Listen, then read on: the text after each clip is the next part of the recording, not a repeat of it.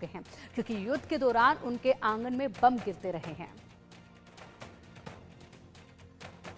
एक पटाखा फूटे तो आंखें बंद कर लेते हैं और डर से सहम जाते हैं, लेकिन जंगल गांव की हकीकत कुछ और है। हिंदुस्तान का बॉर्डर और पाकिस्तान का बॉर्डर, पर हिंदुस्तान के बॉर्डर का ये जंगल गांव यहाँ के लोगों की कहानी बयां करता है। कहानी इसलिए बयां करता है क्योंकि यहाँ बम, गोले, बारूद और गोलियाँ ये आम हैं। इनके लिए पटाखे कोई मैटर नहीं करते और ना पटाखे इनके ऊपर असर डालते हैं। मेरे साथ एक दंपत्ति हैं, बुजुर्ग दंपत्ति हैं। ये साथ यूं ही बना रहे।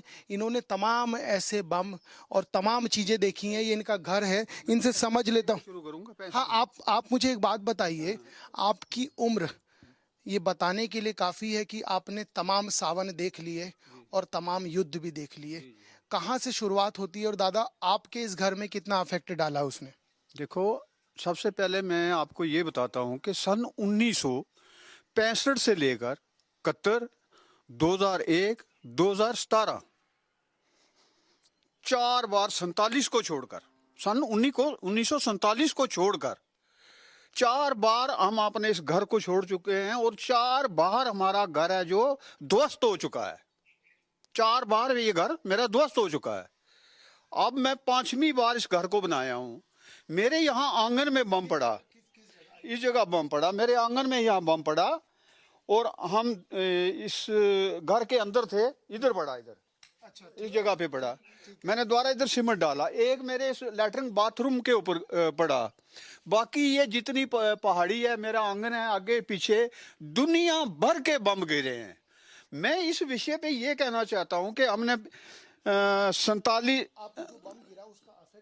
उसका असर ये हुआ कि मेरे इस घर में इधर टीवी लगा हुआ था, वो टीवी खत्म हो गया, फ्रिज खत्म हो गया और ये मेरे जो दरवाजे हैं पूरे, इनको सेल लगे हुए हैं, ये दरवाजे बिल्कुल खत्म हो चुके हैं। ऐसे ही मैंने आर्जी तौर पे इनको लगा के रखा है, किसी काम के तो नहीं है। ये सब ये सेल के सराख है ना, ये जितने भी हैं सेल के सराख हैं।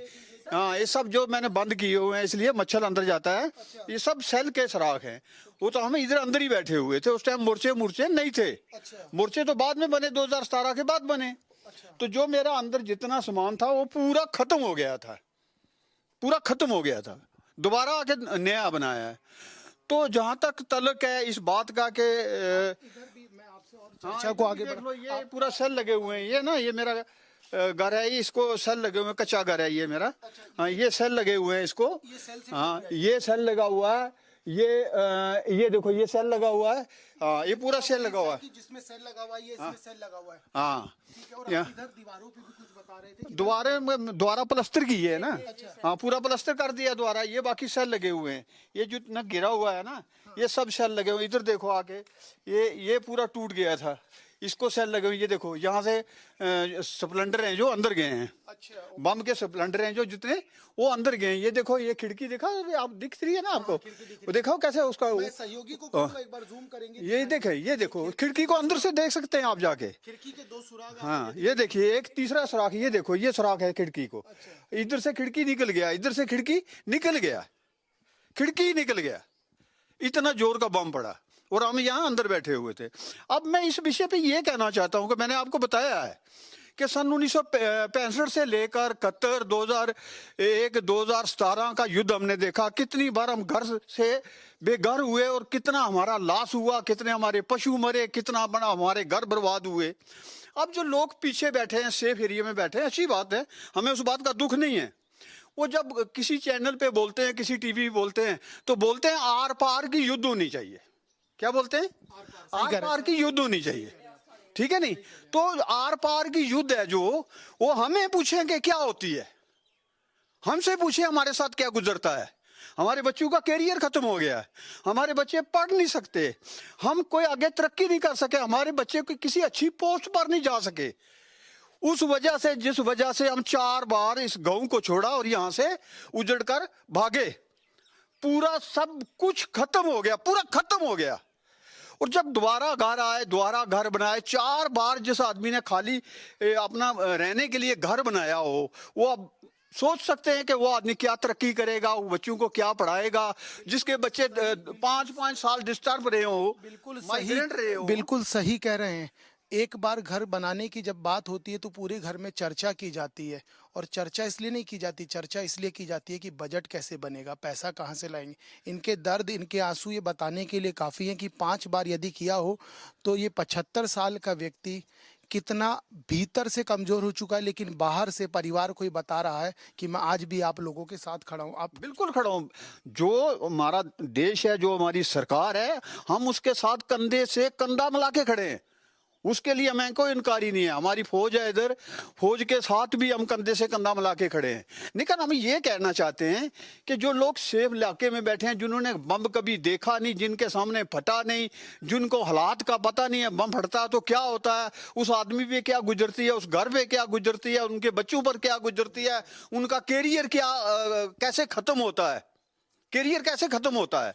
वो लोग कहते हैं गवर्नमेंट को भी तुम क्या करो भाई, आर पार की युद्ध करो। गवर्नमेंट तो गवर्नमेंट ही है, गवर्नमेंट ने तो पब्लिक की सुननी पड़ती है उसको। लेकिन ये गरीब लोगों की सुननी चाहिए, उन लोगों की सुननी चाहिए जो एलओसी पर रहते हैं, जो इतना बार उजड़ चुके हैं ना। उन लोगों से पूछना चाहिए कि अगर युद्ध होगी तो क्या होगा, लोगों के साथ क्या होगा, उनके कैरियर के साथ क्या होगा, उनके आने वाली भविष्य पर क्या होगा, उनके बच्चे कितने साल पीछे चले जाएंगे। मैं भी चाहता था मेरा बच्चा आईएएस केएस बने, मैं भी चाहता था मेरा बच्चा एमबीबीएस बने, मैं भी चाहता था, मेरे भी अरमान थे। लेकिन हालात के सामना करते हुए रोटी मुहैया करनी मुश्किल हो जाती है, छत बनाना मुश्किल हो जाता है, तो बच्चों को कैसे पढ़ाएंगे, बच्चों की तरक्की कैसे होगी, बच्चे आगे कैसे अपना कोई भविष्य बनाएंगे। तो इसलिए ठीक है, जो गवर्नमेंट करेगी, हम गवर्नमेंट के साथ हैं, हमारी सरकार है, हमने बनाई हुई है, हम उस सरकार के साथ हैं। जिस किस्म की स्थिति होगी उसके साथ हम समझौता करेंगे। लेकिन बड़ी बात यही है कि युद्ध किसी चीज का हल नहीं है। ये ठीक है, पाकिस्तान बार बार हमारा नुकसान करता है, नेथे लोगों को मारता है, नेथे नौजवानों को मारता है, बहुत गलत बात है। और बहुत ये अगर सोचा जाए तो ये पाकिस्तान की जो हरकत है बहुत गंदी हरकत है। सही कह रहे हैं, क्योंकि बार बार उकसाना, बार बार लोगों को मारना ये गलत बात है। लेकिन उसके लिए गवर्नमेंट कोई अपना एक ऐसा पॉलिसी बनाए जिस पॉलिसी से उनके जो मिलिटेंट हैं उनको पकड़ा जाए, उनको मारा जाए, उनके कैंप को ध्वस्त किया जाए। लेकिन अगर युद्ध करेंगे तो ये लोग तो पहले से ही मरे हुए हैं, तो और मर जाएंगे। ये कितना साल पहले पीछे चलेंगे और कितना साल पीछे चले जाएंगे, इस बात का कोई पता थोड़ी है। कौन बचेगा कौन नहीं बचेगा, इसकी गारंटी है। जो आदमी 5 बार घर को दोबारा बनाए, पशु खरीदे, फिर मकान बनाए, फिर बच्चों के विषय में सोचे, और वो फिर उसके सामने आकर यही हालात खड़े हो जाएं, तो उसको तो यही कहना पड़ेगा कि युद्ध हमने देखे हुए हैं।